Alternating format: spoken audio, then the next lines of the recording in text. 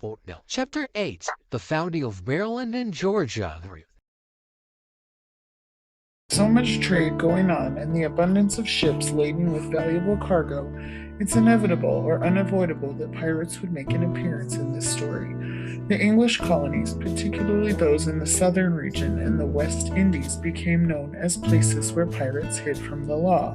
These pirates were known as buccaneers.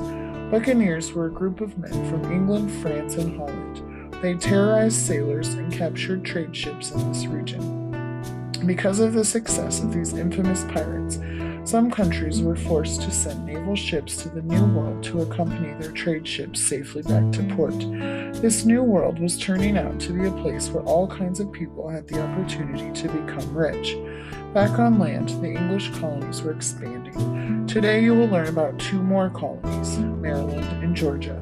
Both of these colonies have an interesting history. However, the development of Maryland and Georgia was a little different from that of Virginia.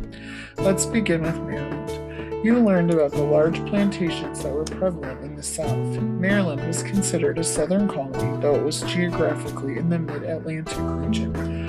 Although there were many small farms in Maryland, there were a fair number of large plantations in the southern portion. Like Virginia, Maryland's economy was based on tobacco agriculture as a cash crop. Before he was killed, Charles I had given a large section of land north of Virginia to a friend. This time, the lucky recipient of land was Sir George Calvert. Sir Calvert, who was also known as Lord Baltimore, received this generous gift in 1632. Sir Calvert was a Roman Catholic. In England at that time, Roman Catholics were not very well liked because they were not part of the official Church of England. The Church of England and the Anglican Church had split apart from the Roman Catholic Church. Many people in England at that time believed that Roman Catholics would be more loyal to the Catholic Pope than to the King, and they did not like that. However, because King Charles' wife, Queen Henrietta Maria, was Catholic, Charles tried to be respectful of Catholics for her sake. Delighted by Charles' gifts, Sir Calvert named his colony Maryland in honor of Queen Maria. Maryland was different from Virginia because it was controlled by Sir Calvert's family. Sir Calvert's son Cecil determined that Maryland would be a safe haven for Catholics.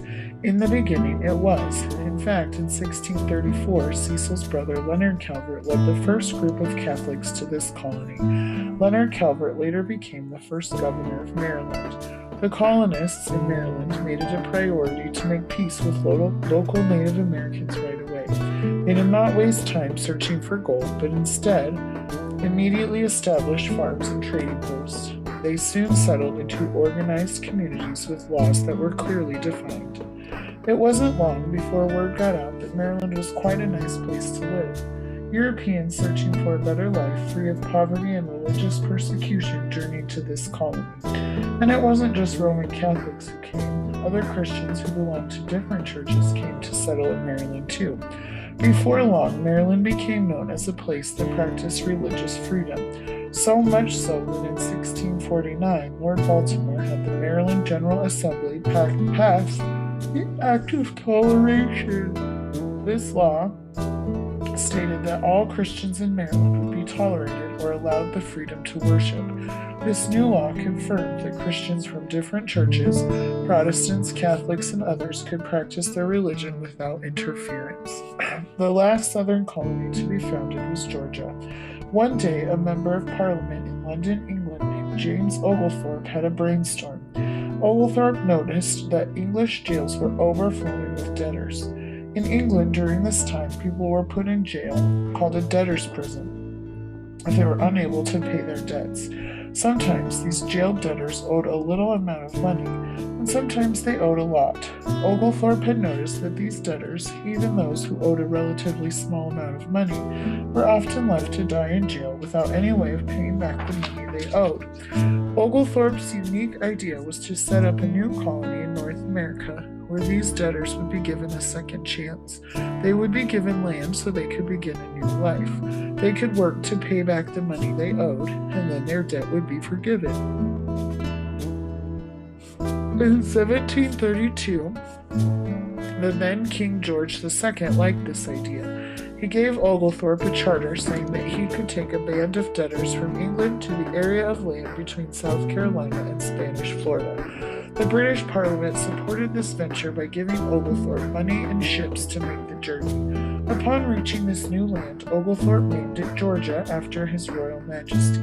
Kings just expected new lands to be named after them. Georgia was even larger back then than the state of Georgia is today. It included much of present-day Alabama and Mississippi, but that was quite a nice piece of land King George gave to James Oglethorpe. However, even though sending debtors to the New World seemed like a brilliant plan to Oglethorpe and the king, it was difficult to persuade many debtors to leave their families and homeland and sail 3,000 miles across the Atlantic Ocean to a place where they might not be welcomed with open arms.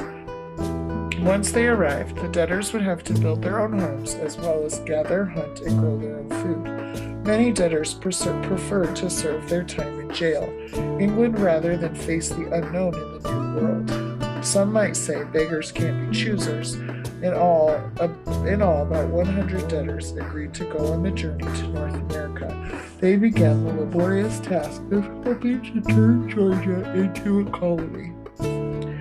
As soon as he arrived in Georgia, Oglethorpe met the leader of the Yamacraw, a group of Native Americans in the region. Chief Tomochichi and the Yamacraw were willing to trade with the English and to allow them to settle there. Oglethorpe worked hard to establish alliances with the Yamacraw and even invited some of them to visit England. Oglethorpe and his band of debtors developed the first settlement in Georgia, Savannah. Of course, King George had another motive for sending settlers to Georgia besides helping debtors start a new life. As you can see on the map, Georgia is located between the Carolinas and what was then known as Spanish Florida. At this point, the British had not established any official colonies to the south of South Carolina, so this was the perfect way to protect the colonies from the Spanish. Georgia served as a buffer zone to separate English colonies from the Spanish colonies. This would also allow colonists to keep an eye on Spanish ambitions for growth in North America. But King George did not realize that the Spanish had already claimed the very area he had in mind. It wasn't long before there was armed confrontation between the Spanish and the British. As time went by, more and more settlers arrived in Georgia. Some of them did not get along with the native peoples as well as Oglethorpe and his followers had. The Spanish continued to stake their claim to the land, and buccaneers often attacked vital trade ships. This new colony, the last one to be created, suffered its fair share of problems in its early days. Whereas few debtors would agree to come and settle in Georgia, many poor Europeans from other countries began to arrive and establish farms in this colony. They came primarily from Ireland and Germany. Georgian farmers liked the idea of plantation farming, as it had proven successful in other southern colonies. However, the colonists soon found farming to be a back-breaking job and insisted that they needed help. Although it was first decided that Georgia would be a slave-free colony, the introduction of slavery soon began. Before long, Georgia became a colony identified with plantation life and the heavy use of enslaved laborers.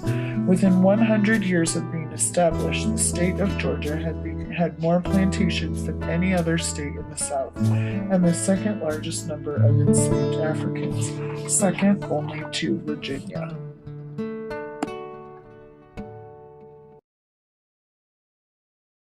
Chapter 8. The founding of Maryland